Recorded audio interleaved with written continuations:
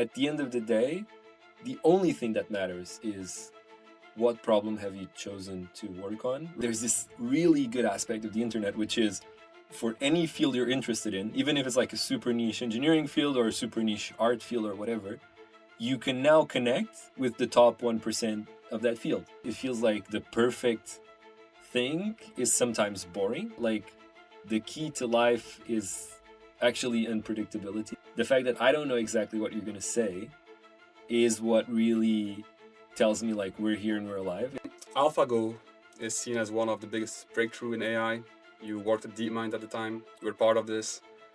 How did it shape your journey? Walk us through that. So you have like, of course, a small subset of people that are naturally curious and they're kind of fighting against it, right?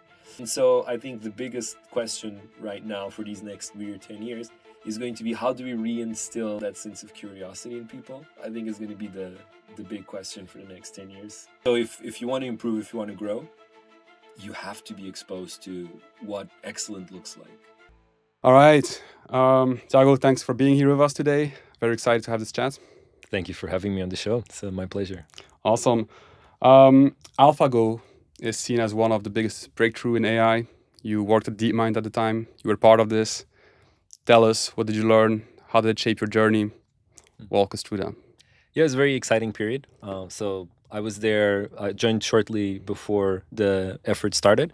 And then I was with the team, with the DeepMind team while they were developing it. And there was a lot of internal tests. So yeah, it was very exciting to see the progress. Every week there would be reports from the team for us. They brought in the European world champion to test it out. And I think the first time he played, it wasn't a resounding success. But then there was a second time and he got destroyed by it. But they were still not sure because the European champion was not as good, of course, as the world champion, right? So there was actually still a lot of hesitation. It was actually a very ballsy move by Demis to schedule the match when they did, because they were actually not sure. They were giving it like a 50-50 or maybe like 60-40 odds of winning. They were really not sure if it was going to win, but they took it in good spirits. They were like, regardless of what happens, it's going to be... What was the score? 4-1, I think? Yeah, I think so. I saw the documentary. Yeah. Actually, yeah. The documentary is a really good just piece of television, and I recommend everyone to watch it because it's just really cool. And for me, it's particularly nostalgic because they have all these shots of the office where I used to work, and I was like, those are back in the day.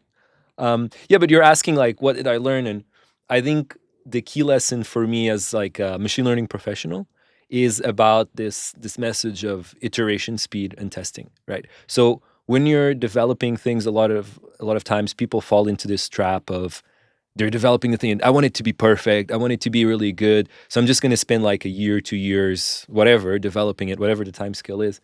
And I've realized that that's actually a form of procrastination. You're not actually making progress. You're making it very complicated and you're not testing it with the real world. What they did really well in this AlphaGo development is that they would play it themselves because the team members were avid Go players.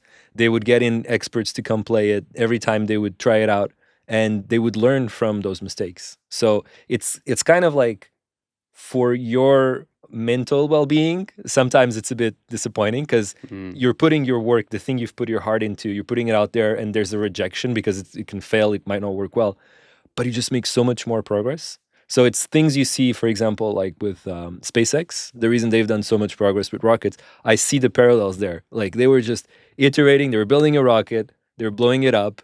It's like, yeah, sure. But then they were taking that data and learning from it. And they did the same when they were developing AlphaGo, and I think that's why it was a resounding success. Where do you feel like this feeling of, the procrastination is it fear? Are people like feeling the fear of rejection and the like harsh feedback, or like, because I feel like now, especially nowadays, everything is about that, like shipping quickly, getting feedback quickly, but still a lot of startups still don't do that. Like why do you think so? Yeah, I think it's just human nature. It's like you had your best idea, right? Because you wouldn't be working on it if you didn't think like this is the best idea I've had. It's something revolutionary, right? And then you're putting time and effort into it. And then if you actually put it out there and nobody uses it or someone will criticize it, like even if you don't explicitly verbalize it, but your subconscious has this fear of like, it might suck. And so you convince yourself it's like, no, I'm gonna like polish it a little bit more, and I'm gonna polish it a little bit more, so it never kind of comes out. Yeah. Whereas I think the really successful people are the ones that are just like, please destroy my work, that's fine, and Yeah. I'm gonna learn from it. How when you joined like DeepMind, were you like that right away because of the people around you had that mindset, of did it kind of have to grow into you, that kind of mindset? So I was an academic when I joined. So I actually never had to ship anything. So I guess in a way, I'd never done either. I'd never procrastinated, but I also never really shipped because in academia, it's more about just like trying things out and sharing it. And of course, there is writing the paper, but it was always mediated by your supervisor, right? So when I came, I actually had a very naive perspective of what development looks like and so on. But I mean, I did learn a lot just on pure software development principles like testing and so on. Those are things that I've noticed in academia are not reinforced or not practiced. And so my first year, it was hard on that aspect. Like I thought I was a pretty good coder because I was coding as a hobby since I was like 15 or something. So I had all my scripts and all my things, and I was like, yeah, I'm really good at this. And then they're like, your code is spaghetti and it's not tested and so on, right? So I got beat with a stick, but it was really positive learning experience as well. Like, what do you remember? Like, what particular aspect was like the hardest to adapt when you joined? Like, was it the speed? Was it like the technical challenge? Like, Speed was not a big problem for me because I've always been fast. I think it was this aspect around the code actually having to be tested, which actually slows you down temporarily, right? So when you're writing your code, if you're just writing whatever comes to your mind and then you just ship it, right? It feels really fast. But the problem is, in the long run, you also reduce your own velocity because you're making the code very convoluted, right? So if you learn to, okay, let me spend maybe slow myself down 10%, writing tests, maybe breaking things up into blocks that make sense, that will actually give you more speed in the long run. And that was something that, like, because I never had exposure to it, I just felt a bit frustrated in the beginning. I was like, why am I wasting time writing tests? But I learned that actually it's super useful to make sure. Do you, how to say, do you have a specific moment that you like? Let me rephrase my question. A lot of times when I speak with engineers and they end up in an environment like maybe DeepMind or, top, like Meta or like the top companies out there, they feel like this imposter syndrome. They feel like, wow, I'm surrounded by all those top tier engineers and I feel like I don't belong. Did you feel that at some point in your career at DeepMind? It's interesting. I feel like it's a very good question, and I think a lot of people do suffer from that. I didn't have imposter syndrome per se, but I had something like a related condition, which was like throughout my career, I was always like the smartest kid in class, or like I really had high grades, right? So I always thought like I'm the bomb, right?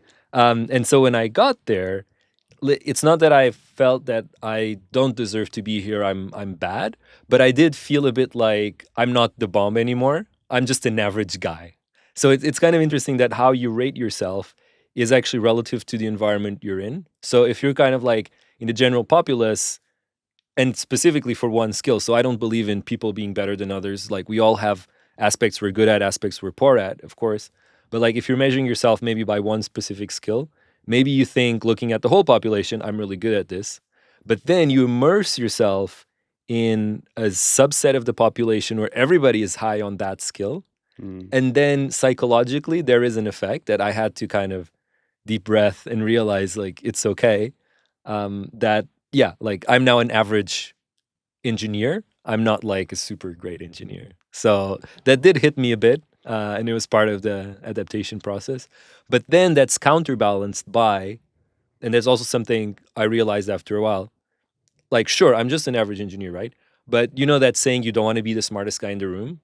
By not being the smartest guy in the room, I'm learning so much faster. And that's actually like the most positive takeaway from my time there is my learning was so much faster because I kept being challenged by, well, actually other people are better at these things than I am. And that's pushing me to grow. I feel like, do you feel like everyone should experience that in their career? To have that feeling of like, I'm actually not the smartest guy in the room? Oh, absolutely. Yeah. if you've never experienced that, then you're not challenging yourself enough, and you should really go somewhere else. Because, I mean, it depends what you want in life, but I feel like most people tend to have, at least within some part of their personality, this desire to be better than they are to overcome some challenge. And so if you want to improve, if you want to grow, you have to be exposed to what excellent looks like. Like none of us can by ourselves completely reach the pinnacle of something. Like the pinnacle is only achieved by some kind of competition, even if it's implicit, right? So you always need someone. That's why in the Japan they have, in the animes, there's always a rival. And the rival isn't necessarily evil per se, but the rival is actually seen positively as someone who's pushing you to be the best you can be. Lifting you up. Yeah. Yeah. For the people, because I mean, working at DeepMind, being part of AlphaGo is a privilege, right? Like most people don't have that kind of opportunity in their career. How could those people still benefit from, you know, that kind of, I guess, experience without being in that kind of environment? Not sure if you understand my question. Like for you know, for people who work for smaller startups that don't necessarily have that kind of ability to attract that kind of talent, how can they still come out with the same kind of lessons that you took from DeepMind? Yeah, I mean, nowadays with the internet, you actually get exposed to the whole world, right? And so it's bad in a way because, of course, there's all these problems with social media and so on. But there's this really good aspect of the internet, which is for any field you're interested in, even if it's like a super niche engineering field or a super niche art field or whatever, you can now connect with the top 1% of that field because they're on the internet. And there's no like spatial proximity barrier, right? So you just need to find, maybe do a little research. Different communities tend to prefer different platforms, of course. But for example, in AI, there's Discords. So like channels on Discord where people come together for specific like generative AI or science AI, or there's one, for example, for the biological discovery AI. Like you can go really niche down and find Discords with hundreds of people that are passionate about that specific thing. So even if in your direct work environment, you might not have exposure to that, you can still go out there on the internet, contribute to open source projects, find the communities that are passionate about it, and you can still have that effect a little bit because those will be the nerds that have spent longer thinking about the thing than you have, and you're going to learn something from them. Yeah. Do you think you can achieve the greatness that you're talking about without passion, though? Because I no, okay. Because I have, for example, my cousin is an interesting case. Like he's a full stack developer. He likes coding, but he's not passionate about it, and so he kind of always feels like he's never gonna reach like very high level, and he's kind of okay with it. But most of the day is also frustrated with his full time job. And he's also then ending up in a situation where he's like, yeah, but I don't really know what else I will do, and so it's kind of constantly that feeling of like I'm not truly passionate. So, but for your like, have you met engineers that like are extremely good but not passionate about? Yeah. So I mean, just disentangling two things, right? Like being an extremely good engineer, I agree with, like, you need passion. Like there's no good engineer that doesn't just live and breathe at least a specific subset of engineering. But having said that, like I think there's always this implicit bias in our culture nowadays, and especially with social media, and like we're getting a lot of American culture influence as well. And American culture is very much like your success in your job defines your success as a person. But I feel like European mindset is slightly different, or maybe even Asian mindset is slightly different. Not wanting to appropriate Asian culture, but like I feel like it's slightly different in that there's other parts of your life where you can be successful without necessarily having your job. And so I know many people who are okay being just like, programming is my job. I'm not particularly good at it, but I have my family, I have my hobbies, so the thing just pays the bills, and I do this other thing. And I think that's perfectly fine as long as you make it a conscious choice. I think some people suffer because they're like oscillating between the two things. It's like on the one end, part of them feels like I should be great at my job, like that would be successful. But part of them also is like, actually, I want to dedicate time to my leisure time, to my family, and so on. And those two things are incompatible because if you have that passion, if you want to be successful, you're going to make sacrifices. You're going to spend less time with your family. You're not going to play the video games you want to play because you're going to be grinding. Even in your free time, you're going to be like reading books. You're going to be researching stuff. And so everything comes with a sacrifice. Yeah. But there's no right or wrong. It really depends on what your heart tells you. Do you remember like the hardest moment at DeepMind that you went through, like personally, like emotionally? Hardest moment. Like a Mostly moment it that was. you like want to quit maybe, or like, Mm, mm, mm, mm. It wasn't so much like a hard moment, but I think I realized I wanted to do something else when I started realizing that as the organization is growing a lot, it became like it wasn't what I imagined the startup would be like. how big was it when you joined, and how big the moment you described? Yeah, so when I started, it was less than 150 people, Okay. maybe like 120.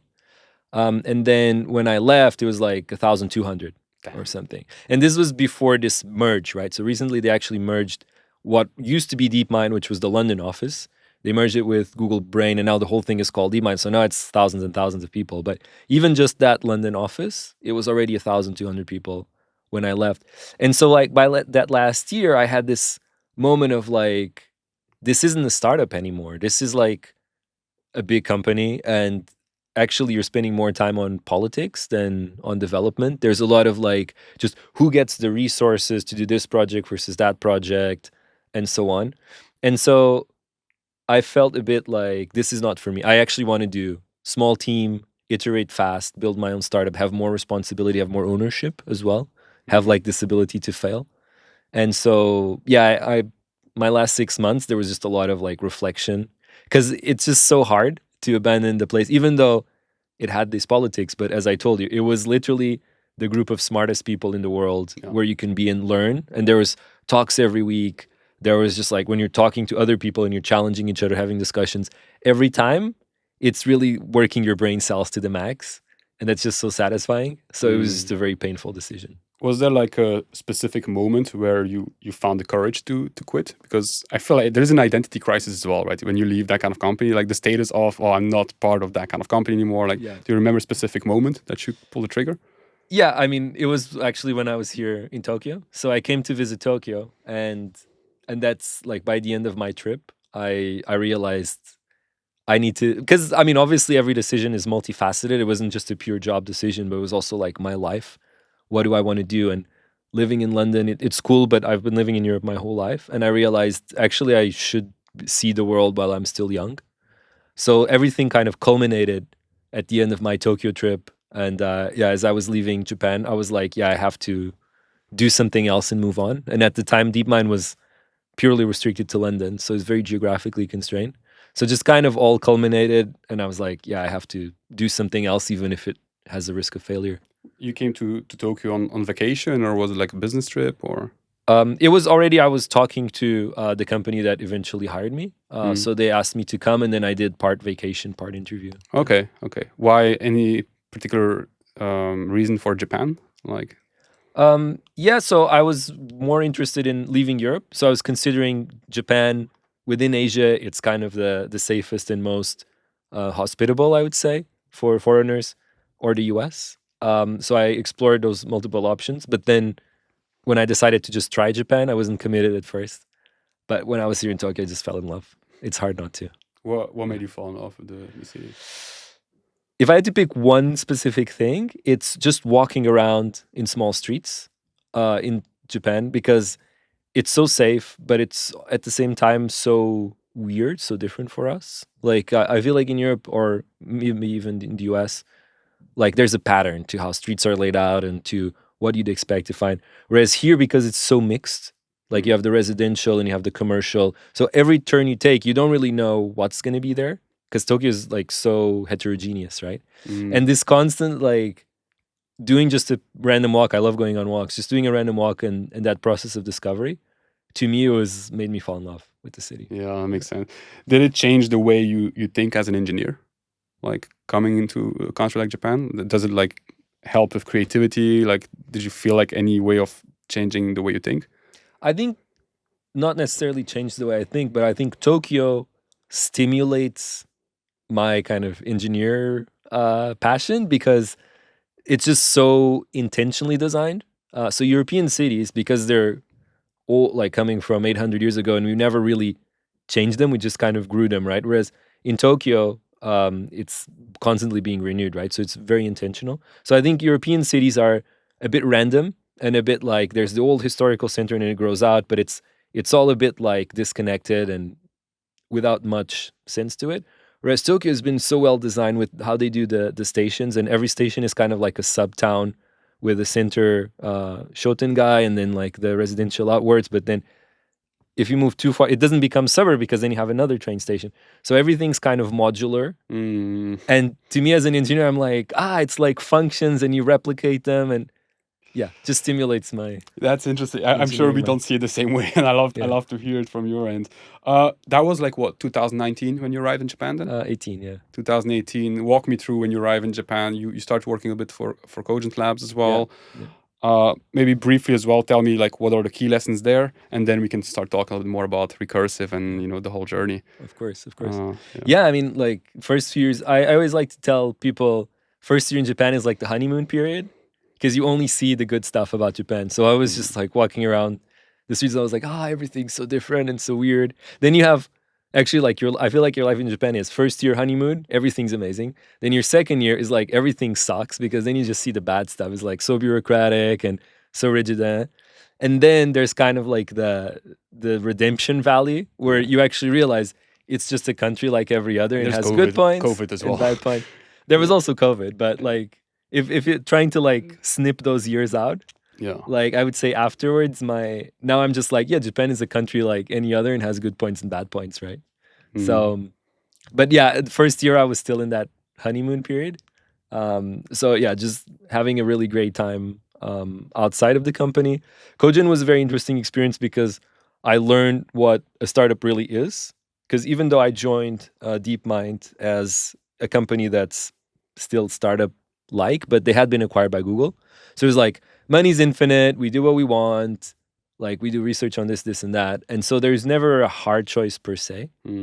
Whereas in Cogent, I've learned a lot about what it means to have to struggle for sales, make hard choices about budgeting and so on, what it's like to build a team when you don't have infinite budget, what are the sacrifices you need to make, and talking to external clients. I'd never done that. So actually working at Cogent set up a lot of foundational skills for what I ended up doing at Recursive, which was kind of an extension of what we were doing at Cogent, but with different AI models and methods.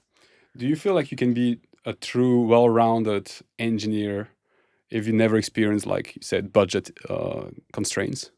Like if you are your whole career like this, infinite money glitch situation, do you feel like you might miss out on an entire creativity aspect that you might have in you, but you don't really have the chance to explore? I think it's like a niching down problem. Like you can have excellent engineers that don't necessarily need to worry about it. So like the peak example is the Linux kernel engineer, right? So there's these engineers like Linus Torvalds and the people around him that are just working on the Linux kernel, right? And like they shouldn't have to worry about like what clients want or what, like their job is to make an efficient kernel that never crashes, has no bugs, and works really well on a wide spectrum of software, of hardware. And so they need to just nerd out. Like, and if they shut out the whole world, if they're like looking weird, that's totally fine because that makes them really good at that thing, right? I think if you're trying to build so my passion is building applied AI solutions. And so that means that I want to build software that is geared towards end users. So towards like everyday people should be able to use software. So if you're that kind of engineer, definitely you Would that have be to. B2C basically So we do you meant? B2B solutions, but that then our clients use for their customers. Okay. So kind of think of it as like B2B2C. Yeah. But yeah, like if you are that kind of engineer that's building solutions either for corporates or for customers, yeah, you could. I don't think you do well if you have this too engineering mindset. You always need to be able to put yourself in the shoes of a non-technical user and to see like what are the constraints there, what are the business constraints, how much money do I have. Yeah, it's kind of like playing SimCity or Roller Coaster Tycoon, these kinds of games. Oh man, I love that game. That was so much fun. Yeah, but then you always run out of money and then you go into debt. It's just that in the real world, you can't restart once you go into debt. So to be fair, I was cheating on those games and had this money glitch. Pretty sure that I had it. So That's and in the that's the real thing, world you it's don't called VCs. yeah, and you don't really face the real challenge of the game then. And like you if you have this infinite money glitch, right? Because a challenge is about having to make trade-offs, right? So like if you have no constraints on, let's say, the resources you can spend, then optimization isn't really a thing. And actually that's maybe going off on a bit of a tangent here, but that's the problem with many government programs is if you're always told like, oh, okay, but like if you don't make it work, then we're gonna approve the next round and just put more money on it. And it's like, oh, sorry, it didn't work. Mm. So okay, another year, put more money. So it never forces hard engineering constraints. Like if you know you're gonna run out of money within X, maybe you fail sometimes, but it also brings out the best in terms of engineering because it's like you're really forced to make the best uses of your resources. And that's just that exercise in trade-offs Mm. is actually the one of the ultimate expressions of engineering. Is there a way to artificially create that kind of environment? Because every startup aspires to at some point have enough money and not stress about like bankruptcy and what's not. Mm-mm-mm. But like, do you think it's possible for a startup to kind of maintain this kind of mindset of creating with this constraint in mind, even if at some point they reach like profitability and there's money and like, do you think it's possible? Yeah, I think for a while, there's a reason. Maybe again going too philosophical. There's a reason we die, right? Like I think every organism or every company has some kind of like expiration date, right? So I don't think it's possible that a company will go on for like 100 years and be that vital because as it keeps growing, then it keeps accumulating kind of cruft, like legacy stuff that shouldn't be there and is very hard to clean. So what I do think is possible is you can prolong it, right? So instead of it being just like the first 2 years of a startup that are creative, I think you can make 10 years or you can make it 20 years that you're still creative. It's kind of very hard to then Mm. continue that spirit just because of the organizational inertia and so on. But I think if you establish the right culture in the first few years, and that's something I'm trying really hard with Recursive, is having that culture of rewarding experimentation, embracing failure. As long we were discussing before, right? Like failure is great as long as you're learning from it. So you need the right kind of embracing failure because sometimes there's also the embracing failure kind of like, yeah, we failed. Oh, it's okay. We'll all be friends and hug, and then that doesn't work. Mm. So there needs to be like, cool, you tried this, you failed. It's bad, but like, what can we learn? Let's try again, and that's good as long as you're in this loop, right? So I think if you can create and reinforce this culture, then you can kind of keep that spirit alive Mm. longer. But it's kind of it's always an uphill battle because as you add more people from outside, especially if they come from big companies, Yeah. they don't have it. So it's kind of like you need to constantly educate people on this. Yeah, the culture is, I mean, I think Amazon, for example, being so still focused on the customer allows them to probably prolong this journey for a while. I want to just go back on what you said about learning from failing. Like, do you have like a framework to go through that? Because, for example, myself, even like in sales or every deal that I lose or that I can't close, I'll always sit down for half an hour at least and in front of a piece of paper and say, what did I do? How did we get there? And what could I do differently next time? Just to kind of at least make sure that I learned something from it. But for you, do you have like a framework with your team as well? Like, how do you when your team fails, like what do you guys do to learn as much as possible from it? So I mean, as a team organizationally, we're following the agile methodology, right? So we have retrospectives. We have both sprint level retrospectives. So it's like every 2 weeks you make a chunk of work and then you develop through it and then you see like, did I achieve my objectives here?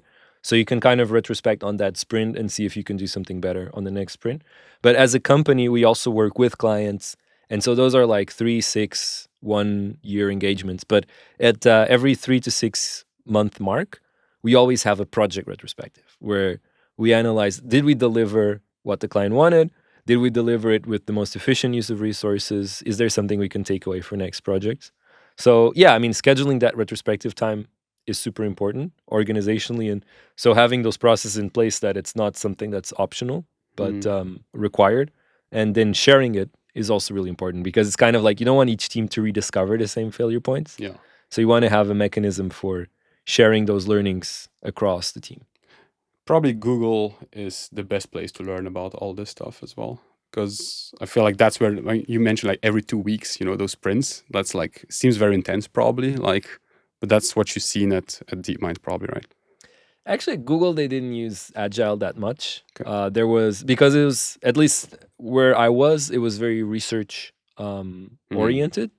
So actually, every group was kind of self-organizing, and some groups had too much pressure almost, because they were not even on 2 week sprints. They were like, every day we're gonna like need to deliver something, and then other groups were more like laissez-faire, and it's like, oh, we've done some research, so as it goes. So yeah, because it's a research organization, I actually only learned about Agile only after that. So I was already at Cogent.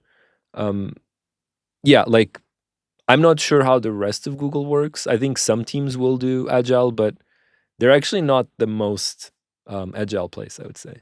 Interesting. I mean, maybe because of what we're talking about, the infinite money glitch aspect, and like, Absolutely, right? yeah. Awesome. Here we are. We can talk about Recursive now. That was 2020, right? You Yeah, founded Recursive. Question is, why not just join another startup that does AI and sustainability? Like, why founding your own startup in Japan as well, where it's like, doesn't seem very easy. Like, walk me through that. Yeah, in retrospect, I'm like, that was a really dumb idea. Business-wise, I think like for me personally, it was a really good decision. So after living in Japan for 2 years, I actually was thinking I would only live here temporarily, but I just really still liked it, even though I went through the ups and downs. But I was like, I still want to give Japan a bit more time. And so for me, it was like I started with that assumption of like, okay, what can I do while still living in Japan?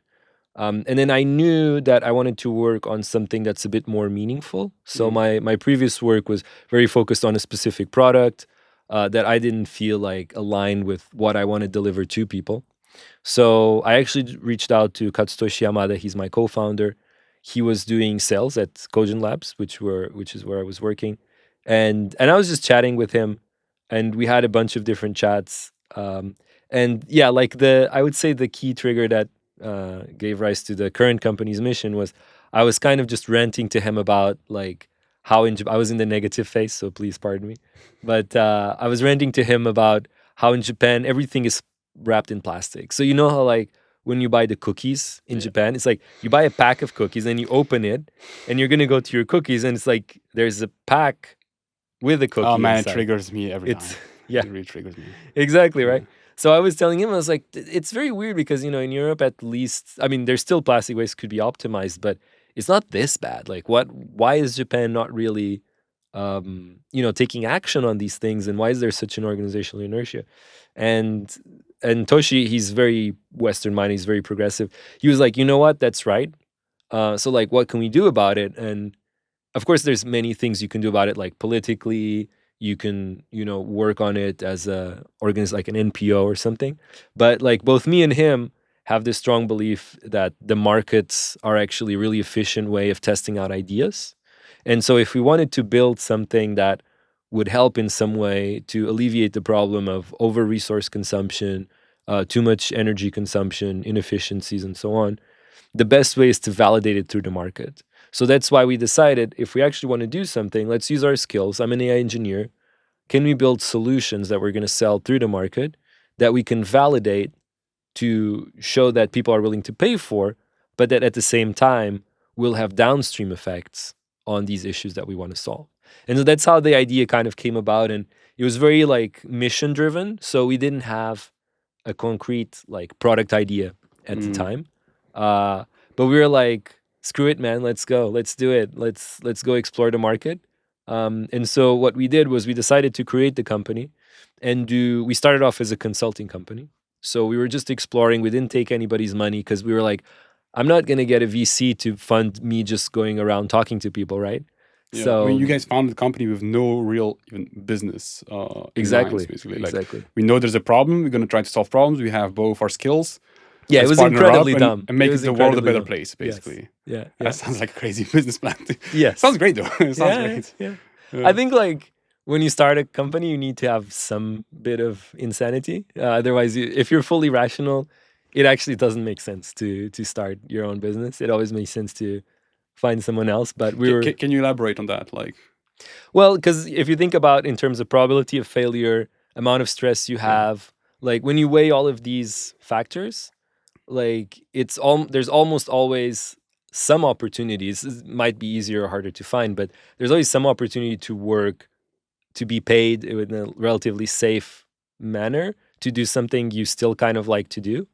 But of course, everything has trade-offs, right?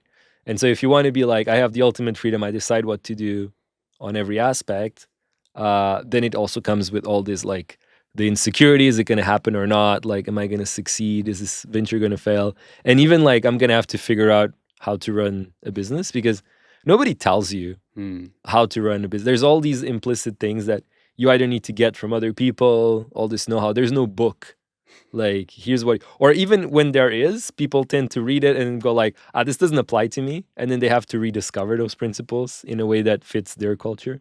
So it's just a really tough process. Of course it's rewarding, and in the end when it does work, you're like, wow, this is great, and we get this survivorship bias. But yeah, you need to be a little bit crazy to go through with it. So So you that guys was founded us. the company, no business plan, just let's make the world a better place. Yeah, yeah. What? So, well, I mean, the business, like, there was one idea, which is like, I mean, I know how to develop AI software, and we knew companies want to reinvent themselves with AI. And at the time, it was way less proven than it is now. But still, there was already some ideas like, okay, there is going to be some use of AI even before we had the chat GPT and all this validation, right? So we were like, let's talk to companies and let's see what kind of software they want us to build for them using AI. So started talking to a number of different clients. We started finding a few companies that were interested in a few applications. At the time, it was a lot of like healthcare companies that we started talking to. So we actually originally healthcare was not one of our main points of attention, but actually now it's quite a big part of what we do. And it Still also keeping the aligns. sustainability mindset around everything at that time, or was it more like, okay, first let's pay the bills and then Mhm. focus on sustainability? Like, what was the So it's always a mindset? mix of both. We always had some kind of red lines that we don't want to do this and this kind of work.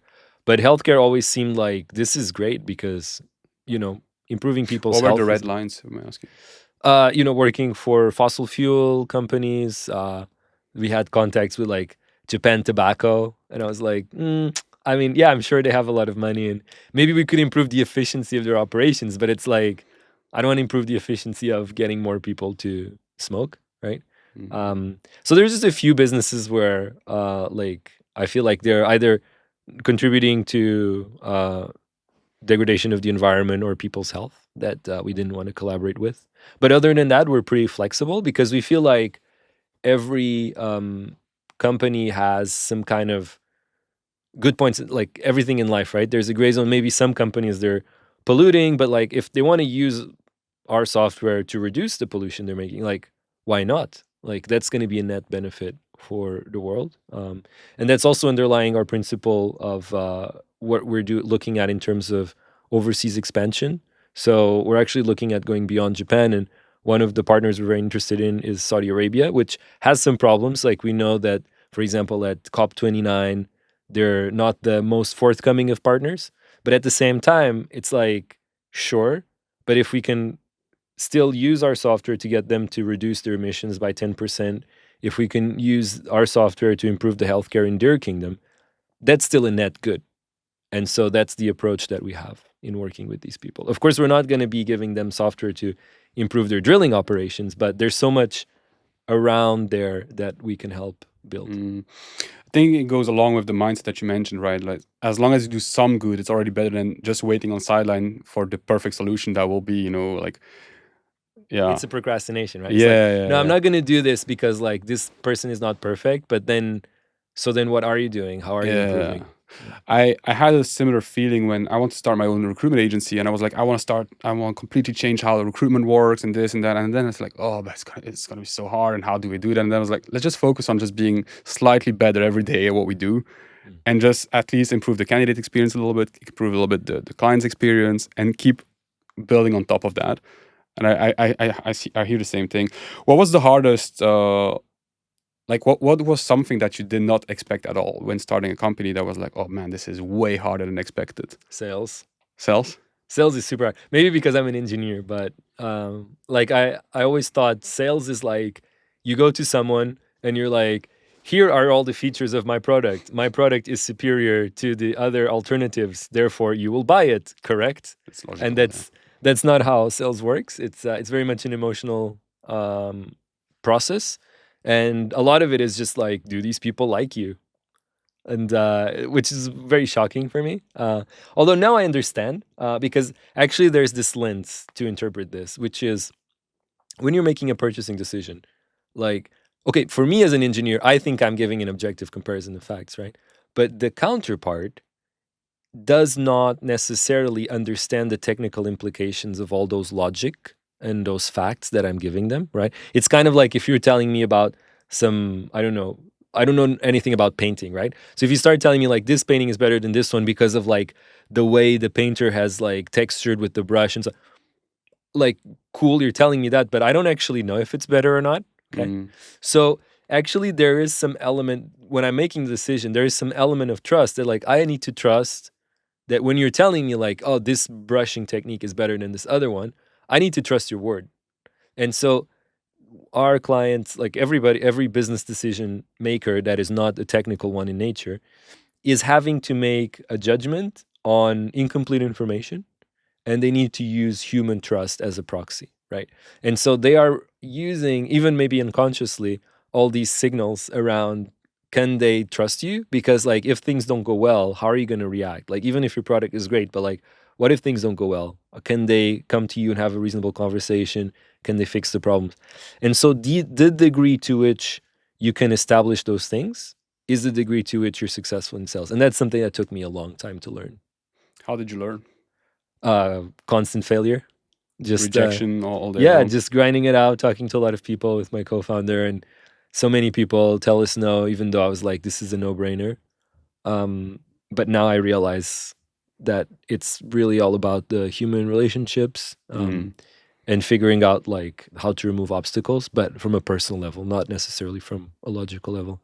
Product quality matters, of course, too, but it's not the only thing that matters. Yeah, I feel, especially in Japan as well. I feel like you're Yeah. in a country where like it's all about relationships, and you can have the best product. It doesn't really matter sometimes. I see it a It goes lot. both ways, right? Because it's very hard to close a sale, but once you do have a sale, the clients really trust you, and you can actually mess up sometimes. Mm. And you just go to them, it's like, sorry, like it didn't go well, and they're like, okay, fine, just fix it. And Mm. they won't immediately drop you. Like maybe in other countries they'd be like, well, okay, I'm just gonna go to the other guy. Yeah. A lot of our audience are, I guess, engineers, and a lot of people aspire to be entrepreneurs, and especially now with AI making it easier and easier to start a product and a company, but they also often are stopped by the sales aspect. Like with everything you know now, how would you kind of learn in an efficient way how to become a better salesman? Oof. Yeah, I don't think I'm a good salesman yet, so maybe the advice is not great. But I would definitely spend more time um, like talking to people, not necessarily about the business, if that makes sense. Like just building those connections with, of course, with people that you know are going to have an interest in the kind of things you want to work on. But there's this saying that you should always aspire to work with people you want to work with. That like those should be your clients, not necessarily the ones with the most money or whatever, right? So I would say work with people that you want to be your clients, network with them, build that trust, understand what is the pain in their lives, right? And then try to offer value before even asking money, right? Like try to give them advice. Maybe it doesn't have to be like you build the software for them for free or whatever. That's a mistake sometimes people make. But like you can start offering value like advice, or like, oh, well, actually, there's this other thing that already exists. Why don't you try it? So they will trust you, right?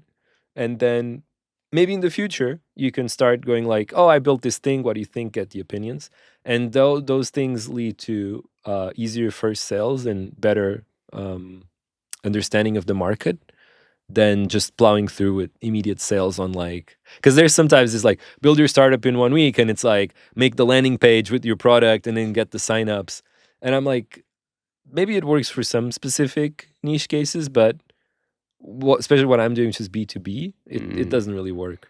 Yeah, I see this again. I'm gonna throw my poor cousin in here, but same thing. Wants to start a business, and the first thing they do is they have like this super good looking website now, and it's super like it's super interactive. The landing page, everything's perfect, and I'm like, do you guys have clients? No. Do you know who your client is? No. I'm like, how many people did you already talk with?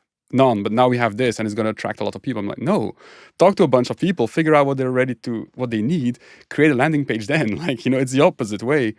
And especially now when I feel like everything's so easy to build. Like, I mean, it's fast at least. It's not going to be perfect, but you should probably start from, like you say, the pain points, figuring out where can I be useful, and where do I want to spend my time on, probably as well, Yeah. and start building a business from there on, right? Like, what kind like I was going through Recursive's website, and I asked a little bit of Perplexity AI as well. Like, what's the mission of Recursive? And I think what came out was like build a fairer and more sustainable society through through innovative AI solutions.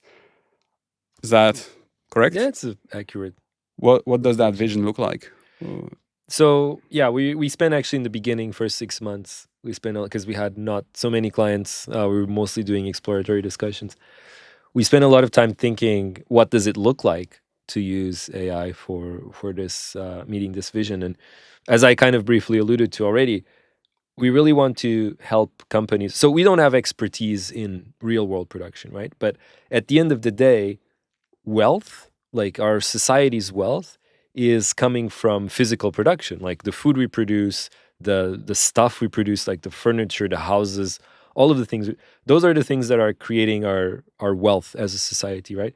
And to the extent that we're able to produce those things to the highest amount possible or quality possible with the least amount of environmental damage possible, that kind of gap is kind of our, I would say that's our sustainability, right? So there's some people that are advocating for an approach for sustainability which is called degrowth, right? And what they're saying is like, by creating wealth, by developing, building more houses, building more stuff, whatever, we are damaging the environment, which is true. So what the solution is, we stop having kids, we're fewer people, or we go back to like living in a farm and not consuming anything. So they're saying like we should reduce our society's wealth. And while that's valid, I think it's not realistic because at the end of the day, you need to convince billions of people to do that. But people mostly like to be comfortable, they like to have wealth. And so I think it's kind of a wrong path because it feels like you're doing something because you're advocating for this thing is like, well, this would have solved the problem. But at the same time, it's like we know it doesn't solve the problem because you're only going to convince like 1% of the population to actually do that. So in my view, the way to actually solve the problem, which is it's very hard because you need to look at every specific aspect of production in our society, is you got to raise that gap. Is like you got to keep building up our society's wealth, but you got to Mm, reduce the environmental damage by being more efficient, by being more productive, by coming up with new technologies that are more efficient, and by, in the case of healthcare, by just improving available treatments, and even spreading education. Because like it's not, we cannot solve every problem. Like Recursive, even if we're like wildly successful, we're not going to be able to touch every aspect of the economy. But one way we can kind of leverage what we're doing is to help others build similar solutions to ours. And so we're actually also betting a lot on the education aspect. One of our services is an educational platform mm. that is being used to reskill people in large companies. So that's kind of what it looks like, is help these big industrial companies to still build wealth for our society, but to minimize the environmental damage they're making as much as possible, while at the same time helping to re-educate people and to get them into Mm. positions where they're able to innovate and kind of have like a positive feedback loop. Yeah, I get what you mentioned, like the gap, like, but imagine in a world where like 100% of people understand that they should consume less. Will then the solution be that, to consume less actually, and at least in goods, like, because I mean we're eating too much as humanity. I mean, I remember the early days of Amazon being like, oh, I don't want to use Amazon, it's so bad, and now I'm like, damn, we're ordering 3-4 packets a day sometimes, like, but I also know that like if it's also always that feeling, well, everyone does it, so I will do it myself. But imagine a world where everyone does acknowledge like, yeah, this is bad, let's reduce consumption. Will that be the easiest way to fix the current issues? Yeah, but if you think about, so this is kind of a game theoretical approach, right? Like if you think about the prisoner's dilemma, right? Or like, no, actually, this is more of a tragedy of the commons. Like it's enough for one person to defect, right? To say like, well, I'm gonna go and get this sweet, sweet Amazon shipping, and then they're doing really well, and then you're like, why am I suffering when this person is getting their sweet, sweet, Amazon shipping next day? So it's what's called like an unstable equilibrium. It just cannot last because it's enough for like one person to do it, right? So you want to find stable solutions to these games. So yeah, in an ideal world, if we were all like able to agree and shake hands and stick to it, then we could maybe go back to like hunter-gatherer days, live off the land, especially in climates where you can just pick up fruits from trees. And those societies worked for thousands of years. There's nothing wrong with them. But the thing is, like, we had this unstable equilibrium where someone came up with an innovation. And so, like, throughout history, it's like first it was farming, then it was like other inventions that kept piling up, like leading up to the Industrial Revolution and so on. So, like, it's enough that, like, one tribe or one group of people has some kind of advantage. They grow faster. And yeah, it's an unstable equilibrium. So it seems to me like thinking about this from the game theoretical perspective, the only way to truly solve it is by empowering, like making the solution a high ROI solution in a way, like giving people the thing that is high value while at the same time preserving that the environmental conservation to the extent possible. How hard is it so far in your journey to convince those enterprises to buy into your solutions? Because it's a cost for them, right? The way they look at it probably most of the time is it's a cost. Like, how do you actually sell this kind of solutions in general? Like, so I mean, this is kind of like where our free market perspective comes in.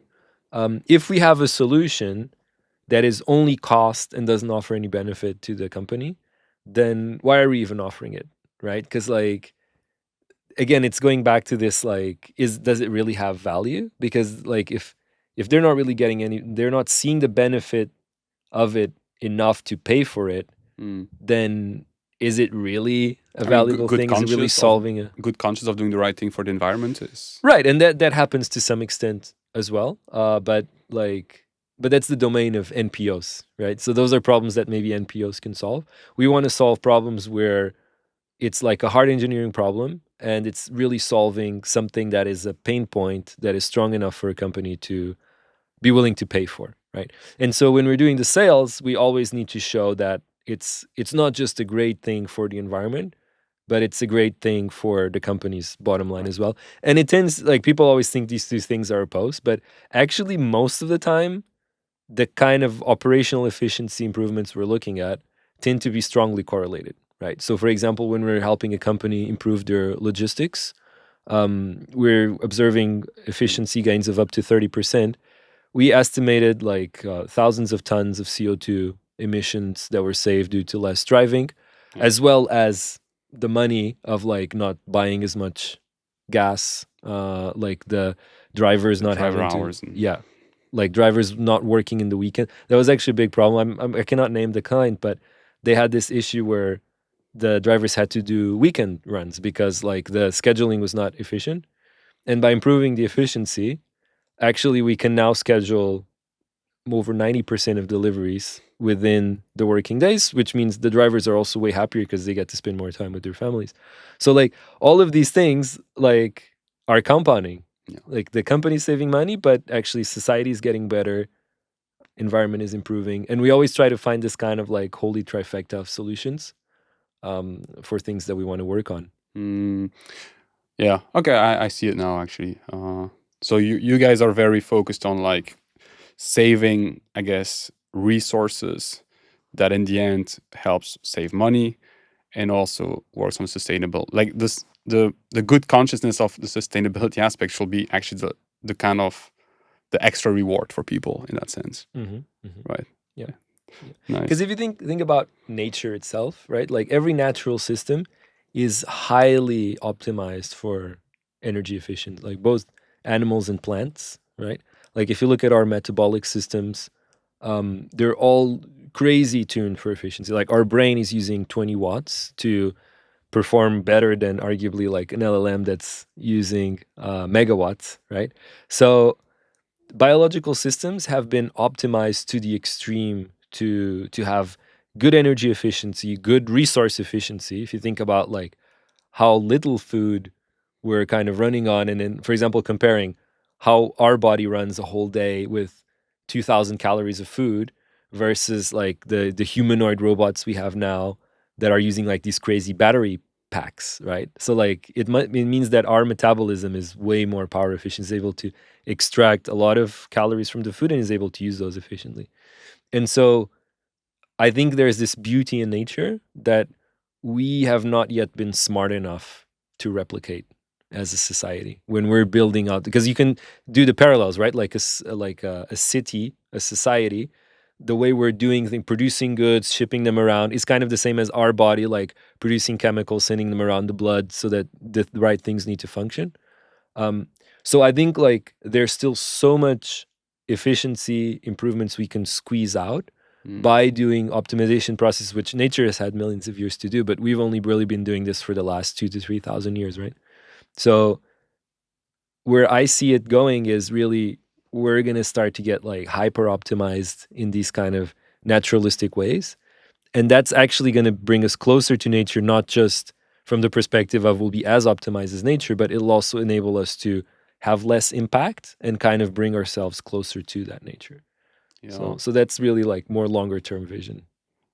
Yeah, I mean, and through AI, you can understand more and more nature as well. I think one of the because you guys have a lot of projects with Recursive, right? Mhm. And one of them is for with the Indonesian forest, I think. Mm. And at least from my perspective, when I was looking at all the project, I was like, that one is like super interesting because it helps. Like, I mean, maybe you can explain it briefly because Yeah. is that one that you also feel very kind of excited about in general? I mean, Absolutely, absolutely, yeah. So I'm a physicist by training. So actually, that's one of our. So we have actually four verticals in terms of areas of AI which we're trying to focus on. So you have two generative AI platforms. So we're looking at, of course, text generative AI is huge right now, image generation as well, and then we're looking at optimization and physics simulation. And so our trees project, where we're looking at how to manage the water levels in a forest, that's part of our physics simulation project. So I think that's actually the most exciting one that we're working on, because of course a lot of people are working on Gen AI, but actually coming from all the story I told you about, like how we really need to optimize atoms, we need to optimize what we're producing, we need to increase that gap, right? That's only going to come about by actually modeling physical systems with AI and trying to do basically the process that nature has done for optimizing the organisms, trying to do that for the systems and processes we have in place. So we're really betting on building really accurate physics simulators of the world. And this forest simulator was our first attempt at that. And what we've done is we've combined a number of different AI models. So we have an AI model for upscaling the weather, because we really need hyper local forecasts of the weather. What the area we're looking at is upscaling the weather. yeah. So basically, what we do is we take satellite observations. So satellite observations tend to be low res. So think about when you take a photo on your phone. There's a lot of algorithms that run behind it to improve the quality. The satellite observation is kind of like the raw Mm. photo that comes out of your phone. It's very low resolution. So what we're doing is we have one AI model that is trained on historical weather patterns. It has physics um, biases built in that can make that weather data upscaled. So we have like very high resolution predictions of the rain and the wind and so on. And then we combine that with the physics simulation of how water spreads in the soil in a forest and how trees consume that. And by combining all of those systems, we have this unified simulation of the forest that then we can use to predict where is it going to be dry, where is it going to be wet, so that the people working there on the field can irrigate the forest at the right time. It's actually very interesting project, what our clients are doing, because they have a commercial plantation, but it's only 10% of the area that they have. So they own a certain size, but only 10%, which is I think 25 square kilometer, is actually used for commercial plantation. The other 90% is actually pristine rainforest, where there are, and they're even conserving it to the extent that like it's better preserved than areas run by the government, because they're really What's like pristine rainforest? so they have like no logging is allowed. Okay. The trees that are there are still the native species, not like no invasive species or species with high yield. They still have endangered species like orangutans living there, and so because of that buffer area, the animals can go there, and they're sure there's not going to be any poaching. There's going to minimize the forest fires and so on. So actually, we feel really proud that by contributing to the success of those 10% commercial exploration, we're actually helping preserve this buffer area as well. Yeah, and by creating that digital twin, you also allow yourself to understand better and better nature, which keeps moving forward the needle towards what you mentioned, that long-term vision of, I guess, emulating and copying nature more and more and becoming more efficient. Absolutely. Yeah, like I was looking into the project, I was like, man, this is really, really cool. And we Thanks. We're now also looking into how we take this technology and extend it further into water management. Because of climate change, water is going to become a really hot topic. So we're really looking at modeling not just diffusion of water, but like water streams, lakes, how the whole water cycle is going on. And that can be expanded not just to the forest, but to other areas where, for example, like how do you manage drinking water? How do you manage soil erosion? There's a lot of places where figuring out how water works is actually bringing a huge benefit. So that's an area we're super interested in now. if you had like, I guess, a cheat code to fully realize Recursive's mission right now, what would it look like? Like, what are the kind of the roadblocks that you have right now that you're facing? Like, what will a cheat code look like? I think just getting access to more partners to work with, because our challenge has always been the sales. So we're still a very small company, and so that means many times when we're How doing the many people sales, are you guys now? we're around 60 people. 60. Yeah. Many times when we're discussing with some companies, we're not taking that seriously because they're like billion-dollar companies. They're used to working with other billion-dollar companies, right? Like consulting companies and so on. And so they sometimes don't take us so seriously. They don't see like how AI could be used, or like they might see how AI could be used, but they don't trust us enough to execute it, right? So I would say having the access and the trust of people to actually, take a bet on us and see what we can do with our engineers and with our technology. Like that's all I would want, and then I'm pretty sure we could demonstrate the results. What are you guys trying to partner up with? Are there like bigger companies out there doing similar kind of work as you guys these days that you're like, oh, it will make sense to partner up? And because the bigger, like you say, the easier it gets to be taken seriously. Like, are there options out there for you guys? So I mean, there are other companies doing AI. I don't think there's quite that many companies that are doing like AI and sustainability specifically. So it's why kind is of, that? Sorry, why do you think so? That is. I think because mostly there is this. So this is one of the things where we were a bit crazy. A lot of companies are told, and maybe rightly so, that you should focus on one specific thing. So when you start your startup, is like this one specific product. Whereas when you're doing like sustainability as a concept, like what that led us to is a very diversified portfolio. And so with our company size, sometimes people point at it and say like, well, you guys are not focusing on one specific thing because we're more mission driven. And so I think like following this traditional VC theory or like startup theory, just by definition, leads you away from, like, you might be doing a specific product that is helping sustainability, but you're not going to be like specifically like we're a sustainability focused Yeah. company. Yeah. It's crazy because like, so I'm in the market, right, serving, I guess, AI talent all day long, and the number of people coming to me asking for like, hey, I want to work in a startup that does sustainability and that works on this kind of issues, and we actually always direct them to you guys because Awesome. we don't see anyone else really that kind of, I guess, gives them that, yeah, that's what we do. Our mission is sustainability, not just one little product in whatever we do. Like, you guys are all about that. And from the talent pool perspective, that seems to be exactly what people want. Yeah, that's great.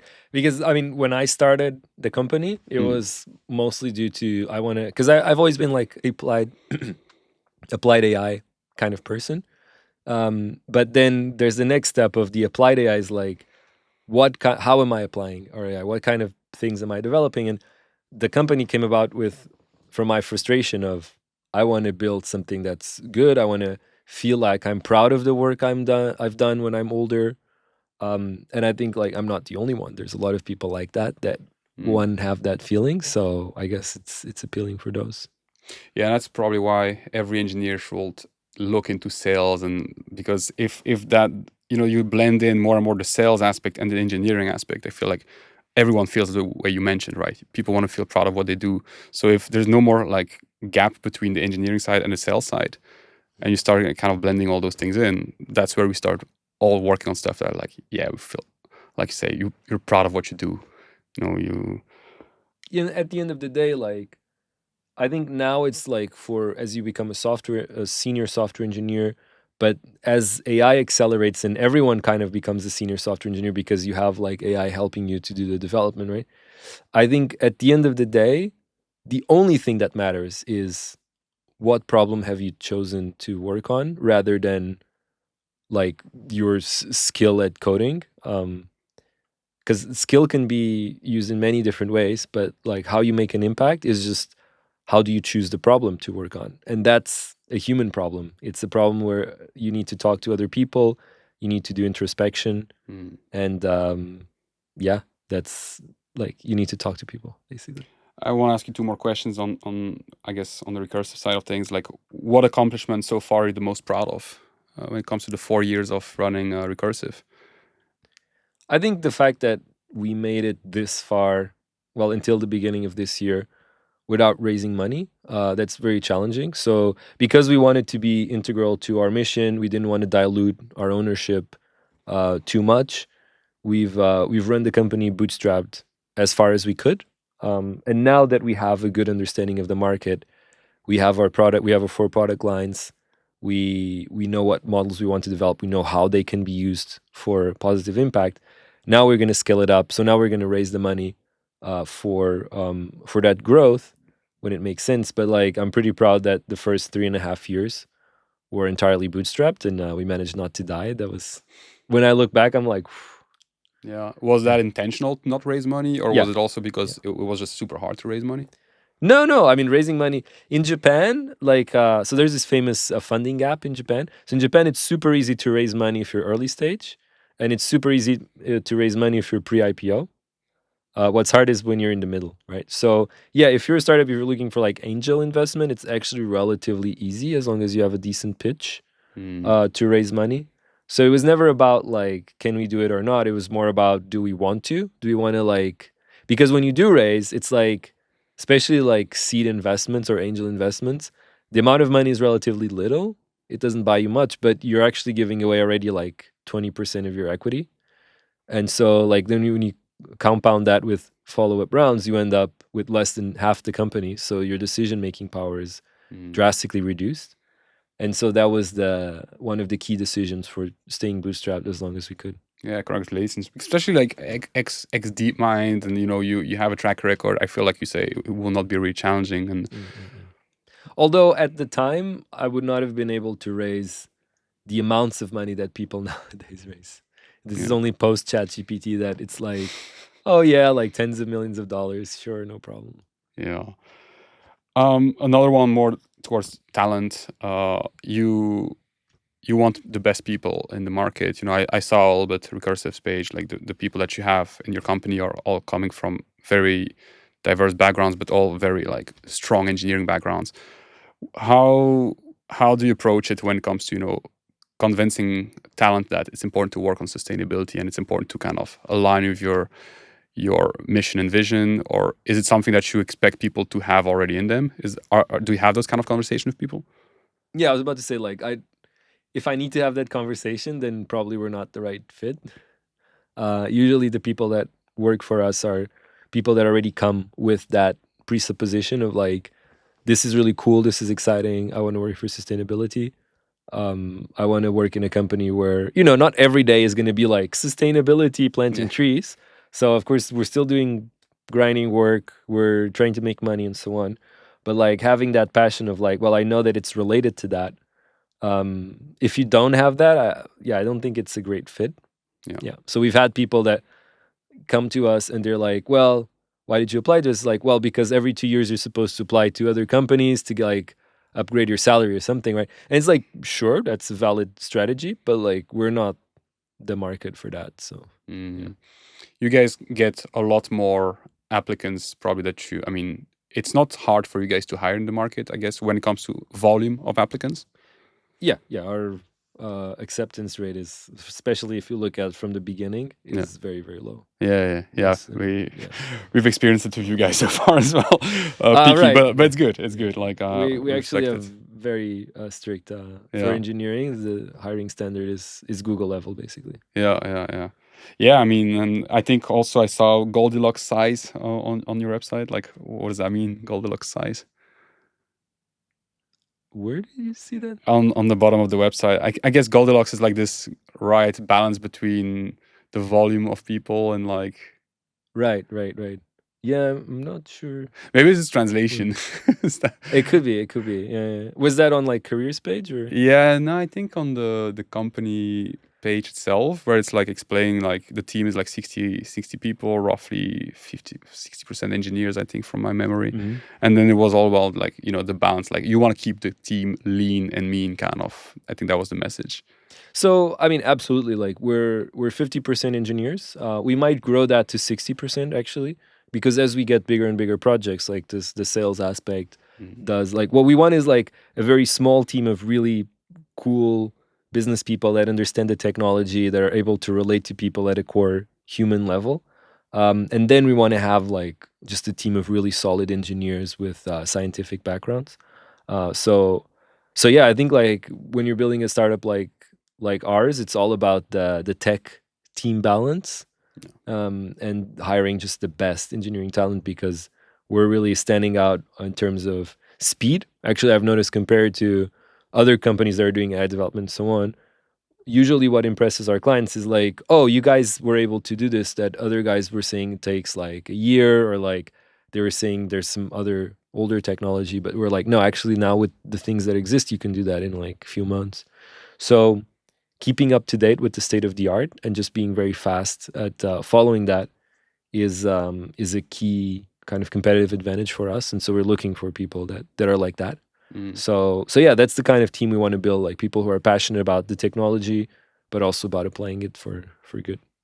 Nice. I wanna kind of zoom out a bit here, Tiago, and talk a little bit more, I guess, about AI and the broader market. But like I think in the question we asked you to reply for us in advance, one thing you mentioned was like you're all about mastering communication and human psychology, and with the advancement of LLMs, like do you feel like that aspect is more and more important, or do you feel like it's the opposite because LLMs will kind of communicate more and more for us? Like, why did you mention that? Because we found that very interesting, actually. It's hard to say. I feel like probably in a few years, as LMs get better, we will be able to train them to be like master communicators in a way that like they will be able to have conversations where they'll never get bored, they'll never say something mean, and so on. But at the same time, it feels like the perfect thing is sometimes boring, right?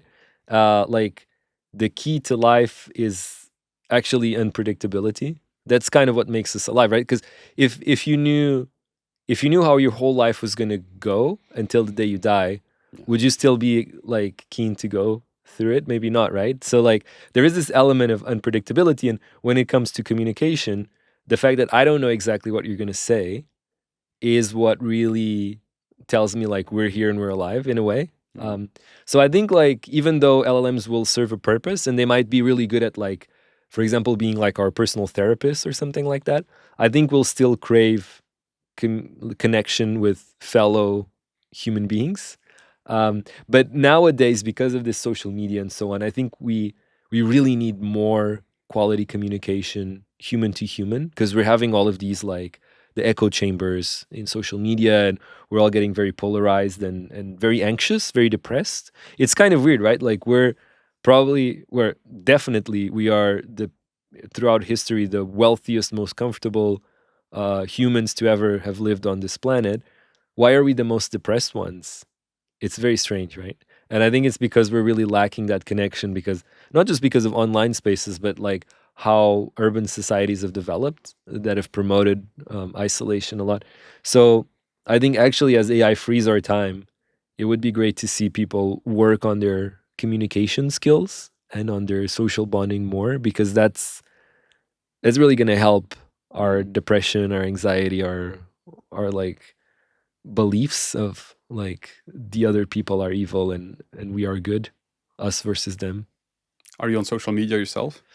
Yeah, I am, Yeah. but I try to disconnect every now and again, and I try to avoid like getting into arguments about like when I see something that's very polarized. Basically, whenever you characterize a group as a specific trait, then you are by definition wrong. Like if you say all people X are Y, then like it's almost impossible that, unless you say like all human beings are alive or something that's like trivial and not interesting. But like all of these statements going around social media is like all people of this identity or of this politics or whatever are this thing. Then I mean that can't be right. Like there's just too many people in that group for that to be. And so I try to always disengage from even reading if I can, any kind of content like that. I'm mostly on social media for nerdy engineering stuff, like keeping up to date with state of the art AI developments and so on. Yeah, I'm only on LinkedIn these days. Like all the rest, I completely stopped because LinkedIn's yeah, amazing. just that feeling of like I don't know, it's a waste of time very often. Yeah, Like, absolutely. so Yeah, you really need to put a lot of effort to curate yeah. what you see, because otherwise it's you just descend into this brain rot. Yeah, Stuff. yeah, like, and even for with InnoHyve, we kind of got back. I started using a bit Instagram again because we want to promote a podcast. And I told Wannes, mate, I deleted the app again because I never feel like I'm actually happy after using it.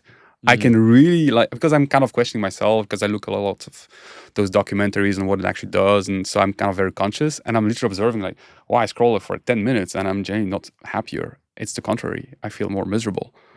So I'm like, I shouldn't do it, and I just deleted everything. What's your vision of AGI? Because that also you wrote some interesting. I think what you wrote was like, I think we will not reach AGI in 10 years, but it will get weird. I think something like that. You wrote, Right. yeah, Because there's this conversation about like what is the timeline, right? And yeah, so all the like time. how fast you get to AGI and so on and so forth. And then you have these two camps. Most of the people are in these two camps. It's like one camp is like, well, it's gonna be basically the same as we have today. Nothing's gonna get better. Which I think like, come on, guys, look historically, it will get better for sure, right? But then you have these other guys like, well, if you look historically, like you have this exponential gains. So that means like in 2 years it's over. And it's like humans are irrelevant.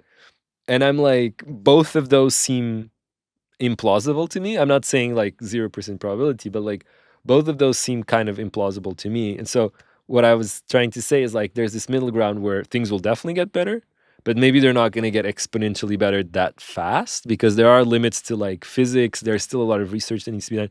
Research is unpredictable. Like sometimes you get just stuck on like, okay, we don't have any new innovation. And there's like someone comes up with an idea and that unlocks again a lot of gains, right? So sometimes you're a bit stuck in this like plateau or something.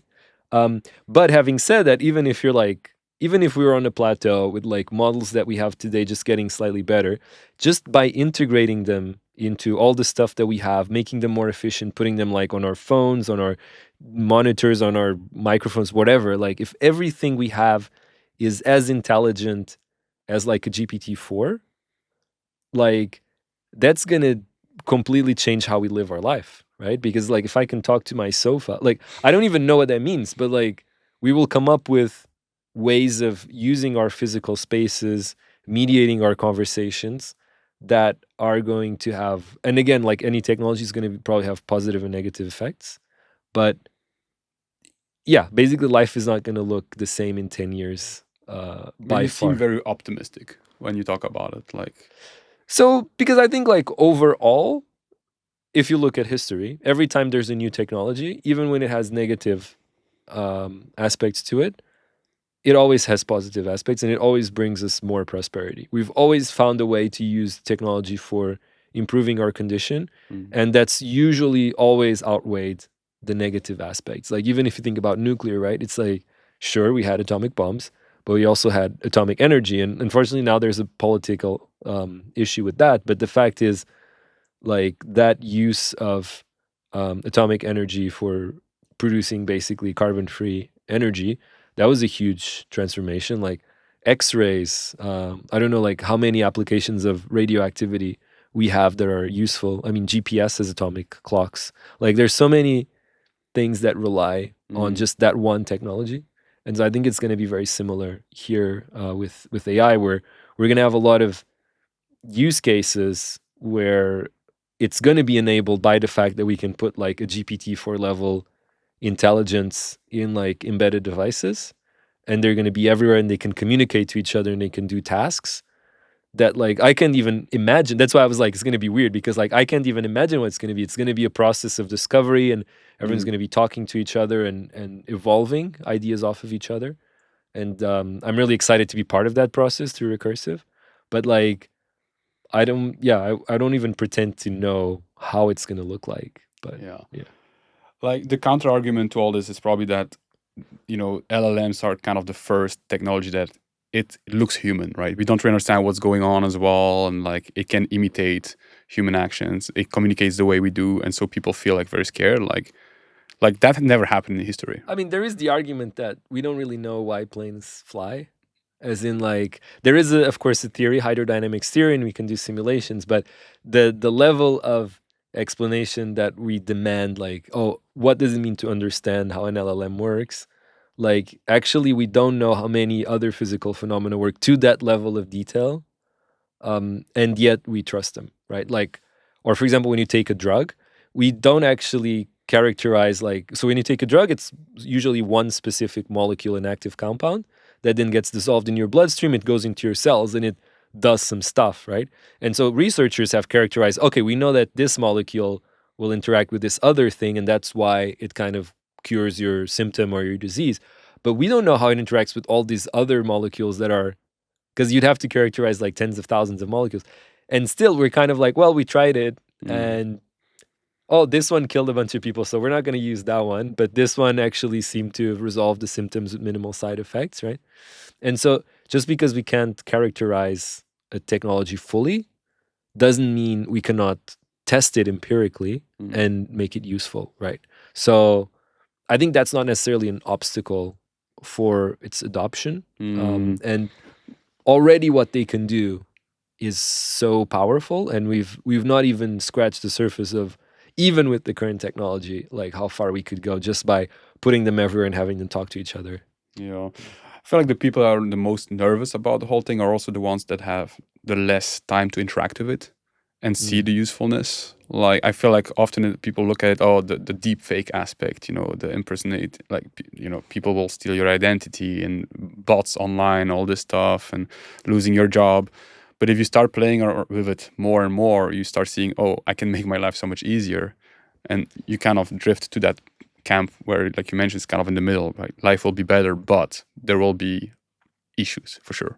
Right, because everything's gray zone, right? Like even current generative AI technologies, they have awesome things, but they have their limitations. And so when you're not using it, you're either only thinking like, oh, it's awesome because some dude told me it was awesome, or oh, it sucks because some other dude told me it sucks.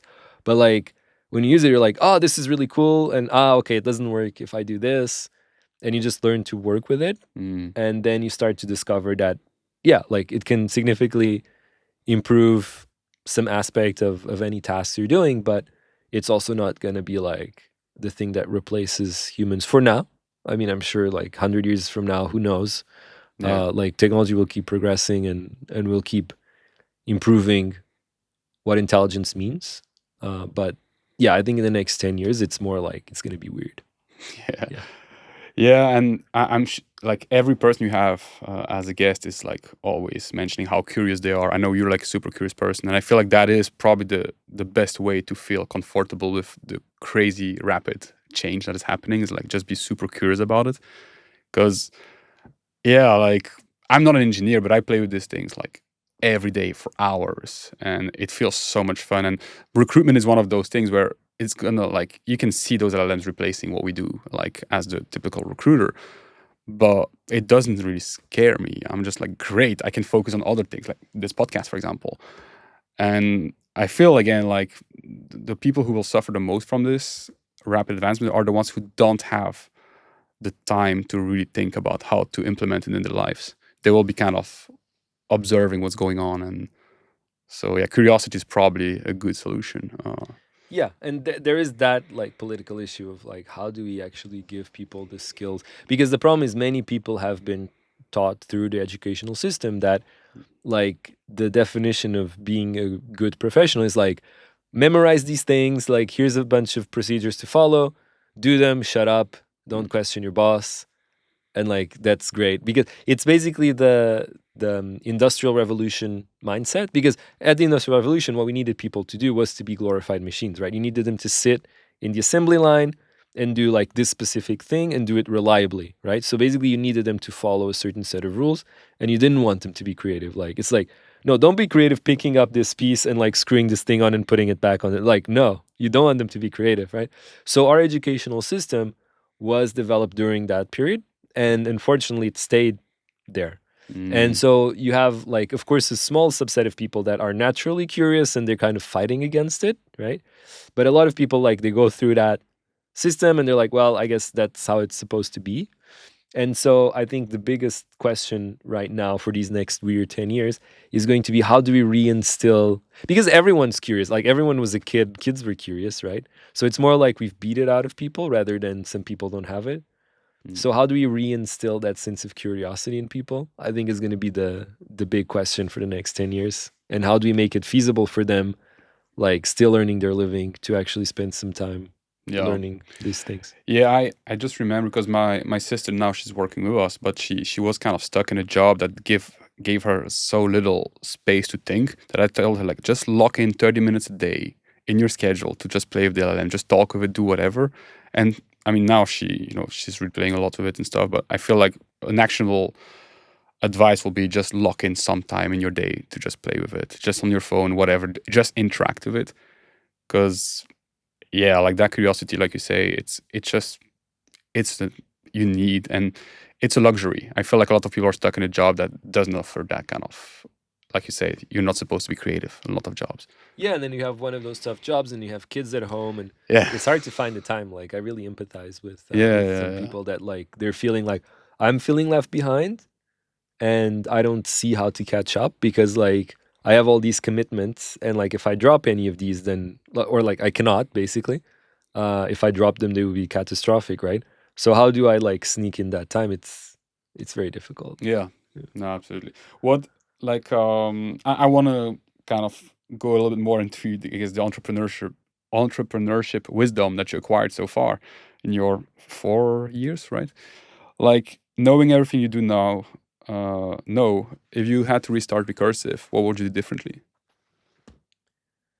Well, this is a plug for you, but I would have been more deliberate in hiring. I think like the most um like the thing that would have made life easier. But of course, it's easy to say in hindsight. But like who I hired, what role at what time would have been different. So I think like I would have done because basically what we did was we started as like sales and engineering, just me and my co-founder doing everything. And then we were like, okay, we're going to add more engineering. When in reality, we should have added more sales first and just have me like engineer more Mhm. instead of adding more engineers and having me do more sales. Like it was wrong. That was like a clear mistake that we did. So I think I would have just been more deliberate in my hiring strategy, been more like, what is it like? What do we need to get right first? And so like doing that more deliberate search for what we need at what time would have been something that if I would go back, I would have changed. I think especially for a bootstrapped company as well, right? Yeah. Where you focus on the sales, like, because when sales come in, life is good, right? Like you will figure the rest out. And Well, that's true even for, I mean, any company, even if you're VC, like that's the mistake many VC companies make is like, they're like, we have the money. Like, of course they still try to make sales, but they're a bit half-hearted. And so they don't have this urgency of like, you got to make the money. So I think that's one thing that we've always learned is we're now always paranoid. Like, we got to make money. Even though we now have raised the seed round, we're going to raise the Series A, we're going to have money. But I still feel like even though we have this money and we're supposed to spend it, I still feel like we should at least break even, guys. Like, how are we going to, let's at least aim for break even if we might end up spending money. Because like at the end of the day, it's like, if we're not making money, are we actually developing a product that's worthwhile? Yeah, revenue is a metric of how efficient you are in the market and how valuable you are, right? Like, yeah, that makes sense.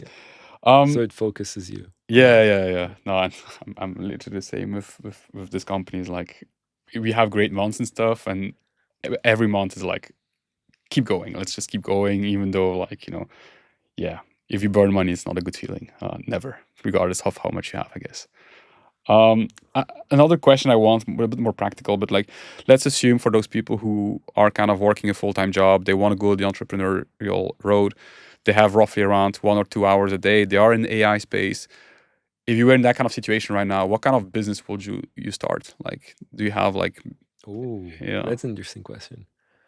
What kind of business? Well, with 2 hours a day, like 10 hours a week, kind of limitation. Like you say, the people have kids and stuff. Like, absolutely. The thing is, like, what kind of business? It's so personal because what I would do is I would take whatever industry I'm at, and like, depends what you're trying to do, right? But if you're trying to say, I want to start a business that will make money and that will allow me to quit the job and start my own, like, either, even if it's just a small bootstrap company or if it's going on to a full VC, regardless, you need to solve a problem that people are going to pay for, right? And problem discovery, like understanding what problem to solve, that's the hardest part of any company, right?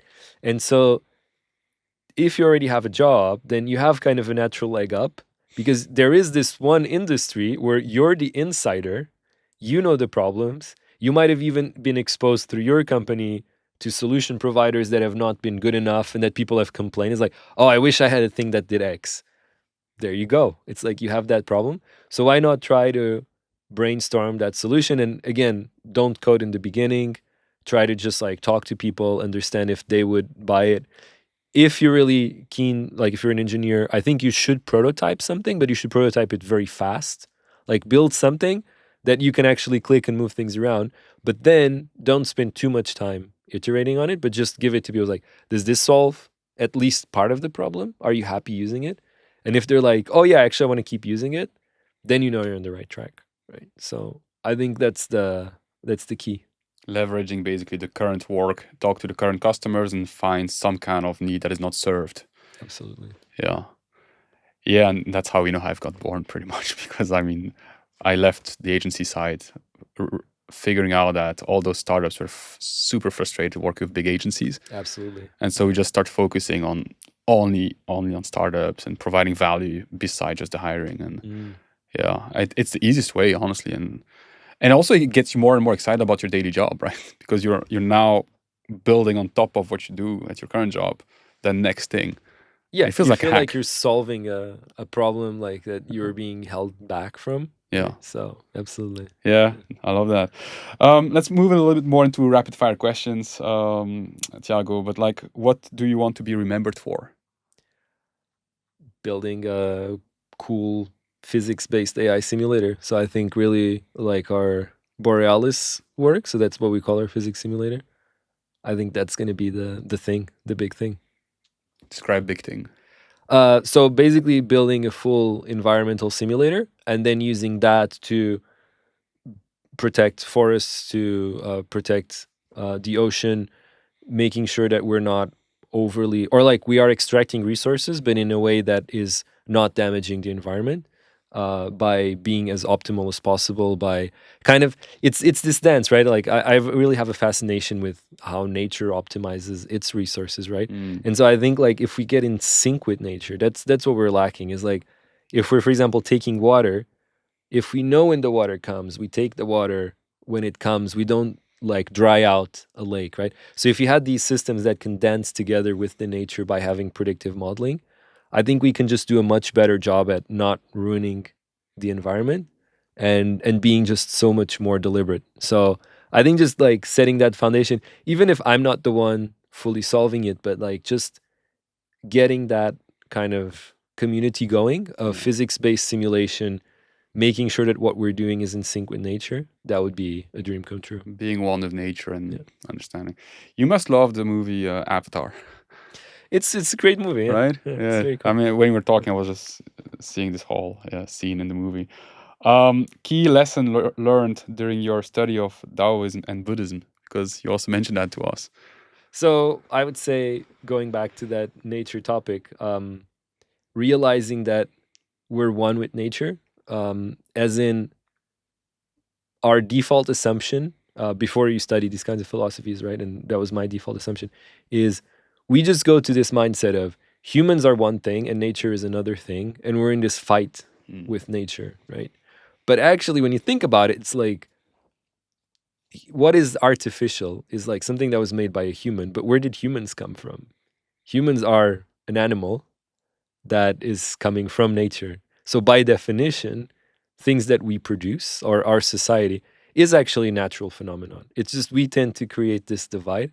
But once you accept that actually even artificial things are an offspring of nature, then you feel less tension of like what is actually environmental destruction, what is like, and that's why I'm kind of against this degrowth, because it's saying like humans are this special thing that is bad in a way.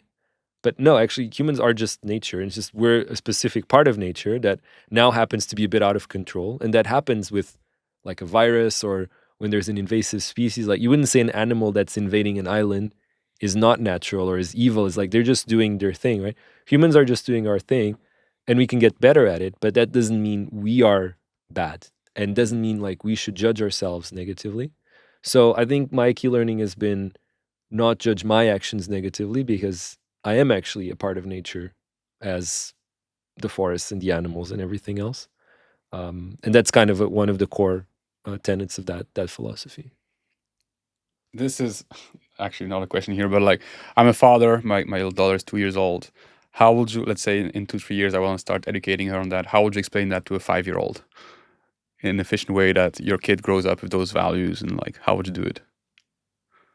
That is a great question. But like, would you even explain it at that time, or would you just like give the vibes The vibe, like to? build that foundation of like your Yeah. kid going into the right direction of understanding. So Yeah. yeah. So I think it's like by your behavior, like you wouldn't need to lecture a child, but I think like by the behavior you create of like when you make a mistake, it's not really a mistake. It's just you being you. Like how you react to things, I think either transmits or doesn't transmit that philosophy, or like how you view things that are going badly, like how you react to them, how you judge is because kids are like they absorb the adult's view of things, right? So I think like just by embodying the principles, like you are effectively communicating it to the child. And then only when they're older, I think it's you can actually read stuff together and so on. But Yeah. yeah. Yeah, and that's I changed a lot since I became a father because of what you just mentioned. Because I was like, there's a lot of very smart people around me when I was younger that were telling me a lot of things that I should have listened to, but I didn't listen because I didn't really see their actions reflecting what they were saying. And so I was like, if I want ever my kid to listen to me with all the noise, I better step up. And Yeah, at a so young age, the only thing that matters is what you see people do, yeah, and how you even see them react. Because our brain is reading so many cues unconsciously. Like even now, as we talk, we're reading so many unconscious cues from each other's body language, right? And kids are like super attuned to that because they don't even have the verbalization yet. So mm, they're reading your body language all the time. So even sometimes you think it's like, oh, I'm thinking like I'm thinking a bad thing or like a thing I don't want to transmit to my kid, and I'm not going to say it, but actually the kid still reads it, right? So literally, unfortunately, the only way Yeah. is for you to actually fully embrace it yourself Yeah. and really unconsciously believe it. Man, I've been struggling with this because I often, I mean, starting the business, especially first year, is stressful. And I get home, and usually, like the first 30 minutes, I really need to kind of slow down. And my daughter, she's like 2 years old now, but she feels it, and she tends to not come to me for that first 30 minutes because I'm still very tense, right? Like, and so now what I do is I usually walk around. I call my mom before I get home, 30 minutes, and I go home, and I'm actually way more relaxed. First thing she does now comes to me right away, you know. And she, Interesting. yeah. So it really is something that I've observed. Like kids are crazy smart, man. Anyway, another question, and so there's two last questions here, Tiago, because I could keep going with you honestly, but the kindest thing someone has ever done for you. That's a good one. There's just so many. It's kind of hard to pick what the what the best would be. What would that be if I had to pick?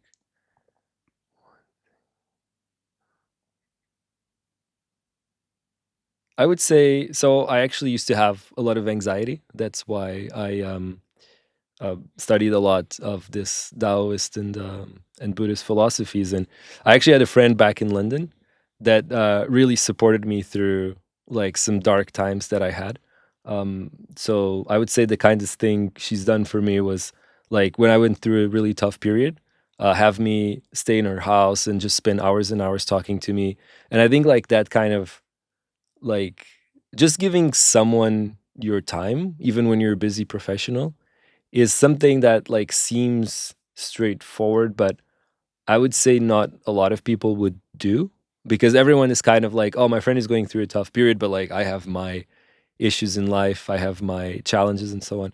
And so yeah, I'm really grateful to this one friend of mine who's still back in London, but who really supported me through tough times and even had me over, supported me through a really long period of time, heard my ramblings, and the really nice thing is was able to give tough love because sometimes people say or like people think the the true friends are always like, yeah, like you're the best and everyone else sucks and whatever. But I actually think real friends are also able to sometimes tell you like you're full of shit Yeah. or something like that, and really challenge your views in a way that helps you grow. And so that friend has done that for me a lot as well. And yeah, Nice. Yeah, true friendship, man. Just be harsh sometimes, you yeah. know. People need to, because yeah, nah, completely agree. Just one follow-up question on that. Like you went through that anxiety, dark times, and did Buddhism and Taoism like help you a lot? Absolutely. Yeah, it's really cool For because people going through that, what's an action point that they could take? Like any book you will recommend? Any yeah, that first step is always the hardest, right? To get into. Like, what would you recommend? I would say for me there was not like one specific book Mm, as in like the way I digest particularly complex topics is just by reading them through many different perspectives. So I kind of read a number of different books. I read also like I heard podcasts as well, and so there's this author called Alan Watts. He's an older British, kind of from the hippie times, okay. and he has these recordings also digesting Taoism and Buddhism. Um, that was maybe a really good reference for me, but then it was not just through that, but like then I got into reading different books. So I would say just follow like an interest, like try to see like particularly maybe if there's something that's bothering you like specifically, like what does this philosophy have to say about this specific thing, Mm, but then kind of like spread the roots and understand like why is it really saying this, and it's like a years long journey, right? I've been reading about this for like almost 10 years now, yeah. and it's still I'm still like sometimes, oh no, actually like I actually misinterpreted this Mm, because it's kind of like it's it's not like physics where it's like there's an equation and it's like, well, this equation means this and that's yeah. the effect it has on physical. With a lot of these things, it's how you digest it is Yeah. the effect that it has on you. And so if you digest it differently, it has a different effect on you. So you kind of need to keep refining it. Yeah, I completely agree. Like, there are specific books that I read literally every year because my life has been changing so fast. And like, Siddhartha, The Alchemist, all those like very classic books, right? But I do read them, and every time I'm like, oh, I see it differently now. And now becoming father, I went through a bunch of those books again, even like those pure business books and stuff. I'm just going back through them because I'm like, oh, I don't see it the same way anymore. But yeah, like I'm kind of the same in the sense that I like to just take a bunch of stuff on the table. Let's just digest a bunch of content and like see what conclusion I get out of it. Yeah. You got to read a bunch of different threads, and then because nobody really knows what's going on in a way, right? So like if you take just one book and you take that as the reference, there are going to be some misconceptions that are raised, right? For me, the only way to really solidify a topic is read 3 or 4 books about that same thing and see which threads actually align, as in which things did all these different authors say in slightly different words but actually have the same meaning. And that's where maybe now I have like one thing that actually makes sense. Looking for patterns, Yeah. basically. Yeah, every book that I start, I'm like, if I get 5% kind of wiser or wisdom from it, it's already a good investment of my time, and I just go for it. And especially those self-helping books and business books and stuff. I'm like, Yeah, the problem with those books is that there's this style of like, we need to pad it out with a lot of stories, which sometimes do help, but at the same time, it's like, I just want to get the digest of it. So what I tend to do actually with a lot of those is I skim through them, try to get like, what is each chapter about? Like, what's the bullet point of each chapter? And then if like one of those really intrigues me, then go back and read the whole thing. Yeah, Notebook LM is absolutely amazing for that so far. Yeah. Like, I haven't tried it yet. Try it. I've heard You'll love it. Yeah. Last question for you, Tiago, is the best advice someone has ever given to you? Just finish it. So when I was in the Google days, like I was kind of complaining about some struggles I was having professionally, and then I had this coach, and he was telling me like, well, you're saying people don't realize your talent, but like, and you've done all these amazing things, but like, have you actually finished one of those? Have you actually like seen it through, as in like packaged it up, communicated it, shared to others? They didn't say it in those words, but like I'm trying to like condense the conversation. But like basically the key word that stuck with me is like, have you tried just finishing something? And I was like, that really clicked with me. It was like, yeah, you gotta like every work I do is worthless unless someone's actually using it. And that's been kind of like a philosophy since. I like it. Yeah, exposing your work to the external eye for critics. And yeah, Tiago, absolute pleasure, man. I knew this was going to be a great episode. Thank you so much. Please keep our mug. We literally thank you. We bought a bunch of new mugs, and we want to have them for you as well today. So thank you so much for your time. Appreciate Absolute it. pleasure. Cheers. Thanks for having me. Cheers.